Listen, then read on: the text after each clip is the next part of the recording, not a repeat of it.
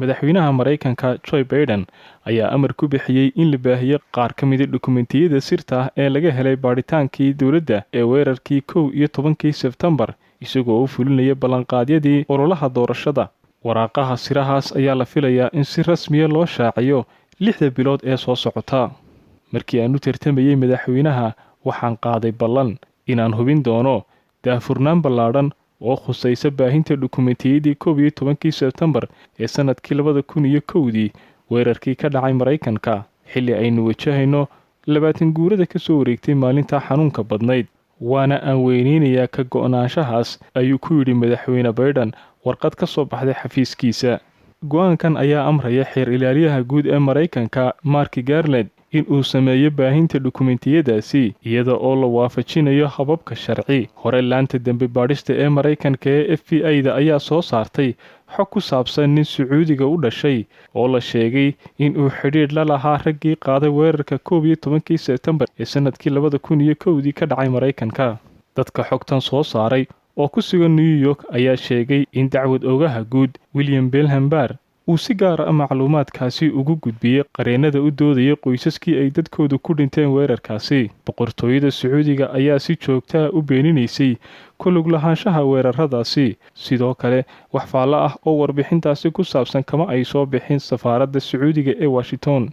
FBI-da ayaa sheegtay in warbixintaasi oo la diyaariyey sanadkii 2012 aan lagu xusin mas-uulka Sacuudiga u dhashay, balse baadhitaanku aanu dhammaanin. Kiiskan oo dhacay sanadkii 2003 ayaa waxaa sare u qaaday kadib markii Koongareeska Mareykanku ay meelmariyeen xeer fududeynaya in dowladaha ajnabiga ah la maxkamadayn karo haddii ay ku lug yeeshaan arrimo argagixiso. Dacwad oogayaasha oo isku dayaya inay macluumaad ka soo xigtaan warbixinta FBI-du ay diyaarisay sanadkii 2012 taas oo tilmaamaya in hay-addaasi baadhitaan ku hayso mas-uuliyiinta u dhashay Sacuudiga ee kala ah Cumar al-Bayuumi iyo Fahad al-Dumeiri, kuwaasi oo la sheegay in ay jirto cadeymo muujinaya in ay gacan saddexaad soo weydiisatay caawimaad inta aanu weerarkaasi dhicin. Sida lagu sheegay warbixinta FBI-da, magaca qofkaasi qareenada oo keliya ayaa ogaan kara, waxaana intaasi lagu daray in faahfaahin dheeri ah la soo saari doono toddobaadyada iyo bilaha soo socda. Weeraradii ay hogaaminayeen ururada Al-Qaacida ee 11 Sebtembar 2001 ka dhacay dalka Mareykanka oo sidoo kale loo yaqaano 9/11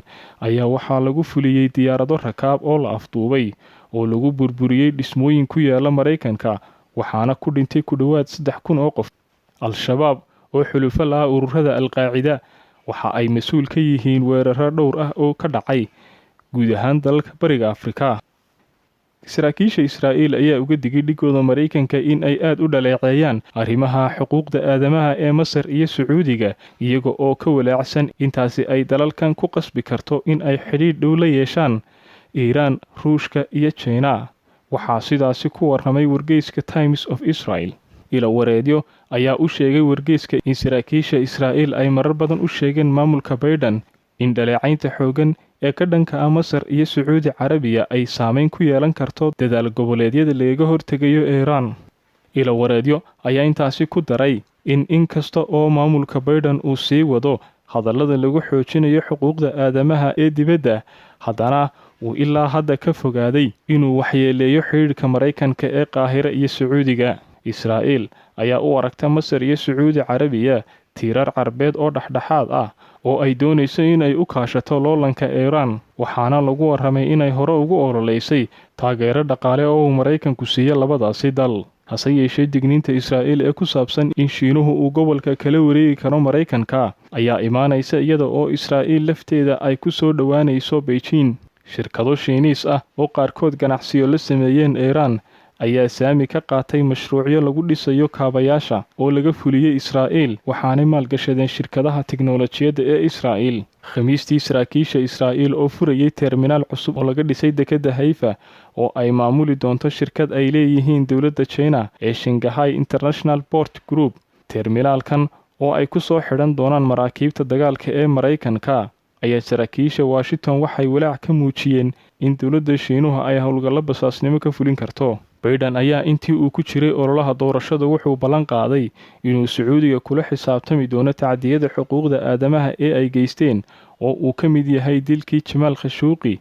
hase yeeshee maamulka Biden ayaa weli joogteynaya xiriirka Washington ee Qaahira iyo Riyadh oo muhiim u ah howlaha Mareykanka ee ka hortagga argagixisada gobolka. Shirkadaha warbaahinta dowladda Sacuudiga ee fadhigoodu yahay Dubai ayaa bilaabi doona inay shaqaalaha u wareejiyaan bishan magaalada Riyadh xilli uu sii xoogeysanayo loolanka Sacuudiga iyo Imaaraadka Carabta.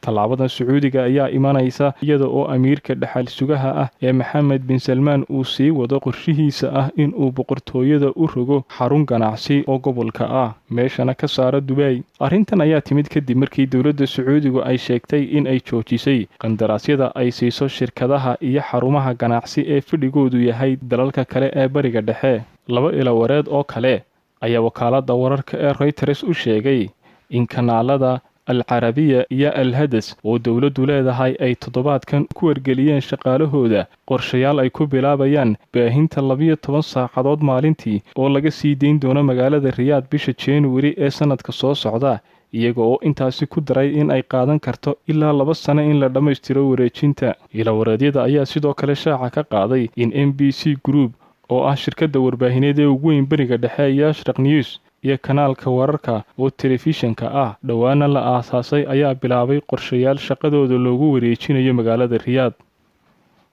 Xarunta shirkadda NBC Al-Carabiya iyo Al-Hadas ayaa waxay ku yaalaan magaalada Dubai, gaar ahaana xarunta warbaahinta Imaaraadka Carabta oo ay ku yaalaan boqolaal shirkadood oo warbaahineed. Ashraq News waxay xarunteedu tahay xarunta dhaqaalaha caalamiga ah ee Dubai. Al-Carabiya iyo Al-Hadas weli kama aysan hadlin guuritaankooga. Si kastaba ha ahaatee, NBC ayaa ku xaqiijiyay war qoraal ah oo loo diray Reuters in bishii February ee sanadkii 2020 uu guddoomiyaha NBC ku dhawaaqay damaca ah in laga hirgeliyo Riyadh xarun cusub. Qorshayaasheena meel wanaagsan ayay marayaan, ayaa lagu yidhi qoraalka ay NBC u dirtay wakaaladda wararka ee Reuters. Inkasta oo ay yihiin xulafo aad isugu dhow, haddana Sacuudiga iyo Imaaraadka Carabta ee deriska ah ayaa ku tartamaya sidii ay u soo jiidan lahaayeen maalgashadayaasha iyo shirkadaha, waxaanay bilaabeen qorshayaal kale oo dhaqaale lagaga samayn karo marka laga soo tago soo saarista shidaalka. Danaha labada dowladood ayaa u muuqda mid sii xumeynaya xiriirkooda 2 sano ee lasoo dhaafay, waxaanay sidoo kale ku kala aragti duwanaayeen arrimaha gobolka, gaar ahaana xiriirka Israa'iil iyo Turkiga.